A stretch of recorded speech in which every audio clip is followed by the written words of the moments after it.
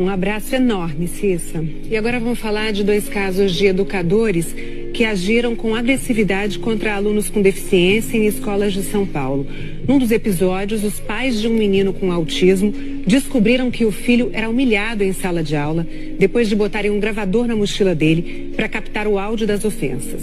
Para especialistas, o desafio da inclusão de alunos com deficiência no ensino só vai ser superado se houver adaptação das escolas e investimento na preparação dos profissionais.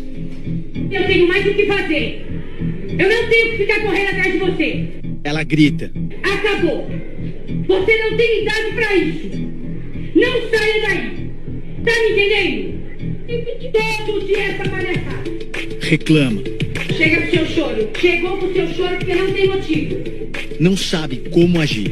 Isso é falta de tomar uma boa surra.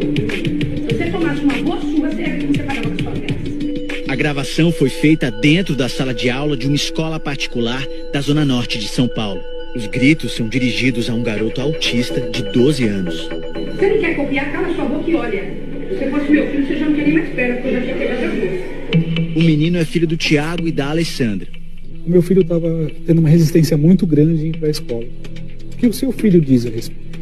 Eu falei, o problema é esse, ele não diz. Ele conversa, ele fala, ele tem um bom vocabulário, só que ele não consegue explicar as situações que acontecem.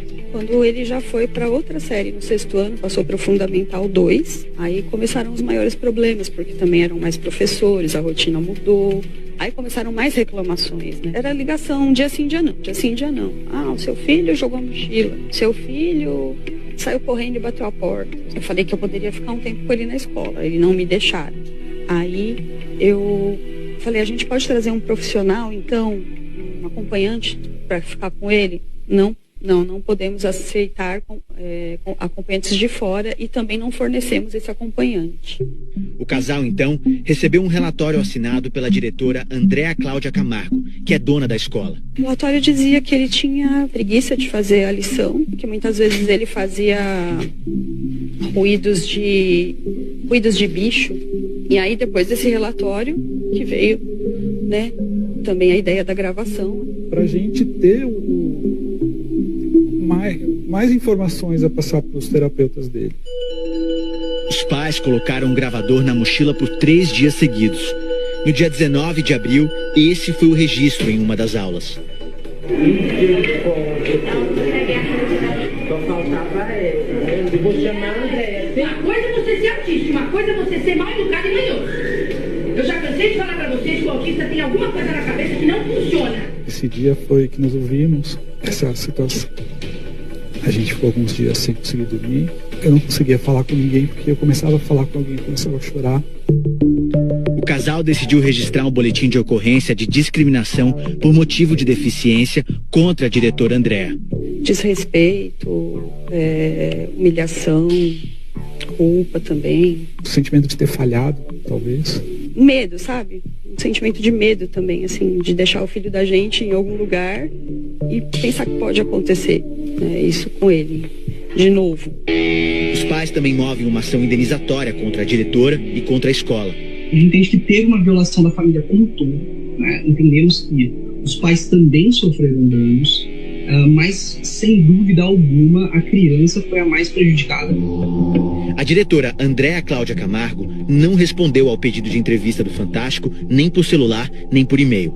Também fizemos tentativas com a secretária e com um advogado da escola. O caso do filho de Tiago e Alessandra não é único. Na semana passada, circulou um vídeo de uma professora maltratando uma estudante de 13 anos. A adolescente tem transtorno desafiador opositor e deficiência intelectual moderada. Vai pra direção agora! Vai, Santos!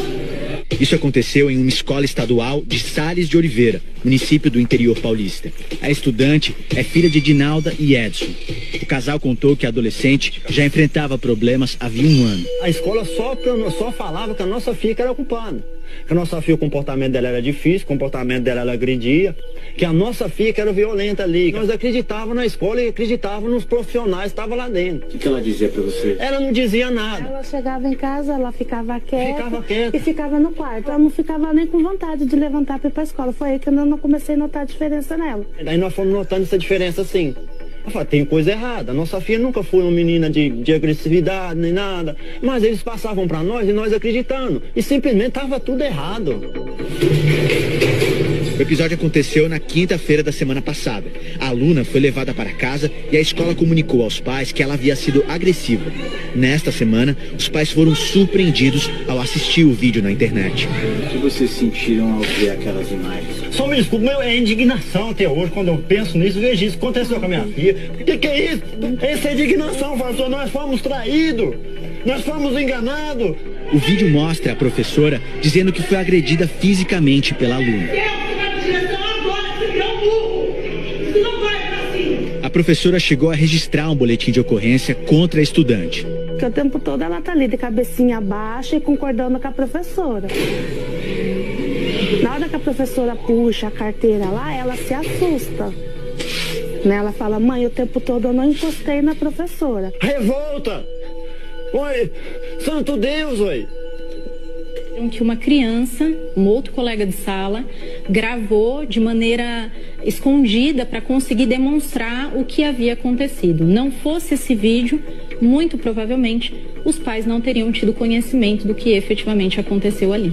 Nós iremos aguardar todas as diligências que estão em curso para avaliar quais são as medidas legais cabíveis. Em nota, a Secretaria Estadual da Educação afirma que a professora foi afastada da sala de aula e que uma apuração foi aberta, sendo que ao final do processo, ela poderá ter seu contrato rescindido. No caso das pessoas com deficiência intelectual ou com algum comprometimento cognitivo, essa pessoa vai enfrentar também certamente barreiras atitudinais. O que a gente chama de barreira atitudinal?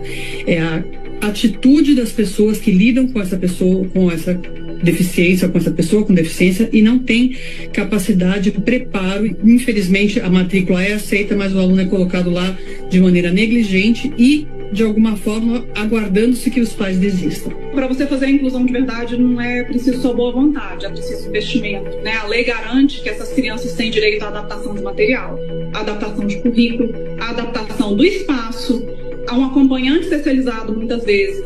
A deputada Andréa Werner preside a Comissão de Defesa dos Direitos das Pessoas com Deficiência da Assembleia Legislativa de São Paulo. Só neste ano, ela recebeu 197 denúncias de violações nas escolas. As pessoas não querem dar aqueles recursos que são importantes, de fato, para que essas crianças não sejam só matriculadas, mas estejam, de fato, incluídas nas escolas. É olhar para aquela criança e pensar que aquele ali não é o lugar daquela criança. É olhar para a criança com deficiência e presumir incapacidade, presumir que ela é incapaz pelo simples fato dela ter uma deficiência. Toda criança é capaz de aprender, todo cérebro aprende. Né? Isso já é mais do que fundamentado na ciência e na pedagogia. Então a gente não tem nenhum motivo para deixar uma criança para trás. O problema ele é bem complexo, ele tem várias camadas. Né? O professor ele está no final dessa fila. Ele não tem um suporte especializado, mas é ele que lida com a criança dentro da sala de aula. Edinalva e Edson ainda não sabem onde a filha vai estudar. Ela já está uma semana fora da escola. Ela fala que não quer estudar mais. Não quer mais estudar mais. Eu perdi o chão, porque a gente é mãe, né? A gente quer proteger o filho. E quando a gente põe o filho na escola, é para ter uma educação, né? Tiago e Alessandra matricularam o filho numa escola pública, onde ele está em fase de adaptação. Quando a gente deixa um filho na escola, há uma relação de confiança, né? De que ele esteja protegido ali, cuidado. Por isso a gente acha que a gente deve lutar para que isso não aconteça mais, né?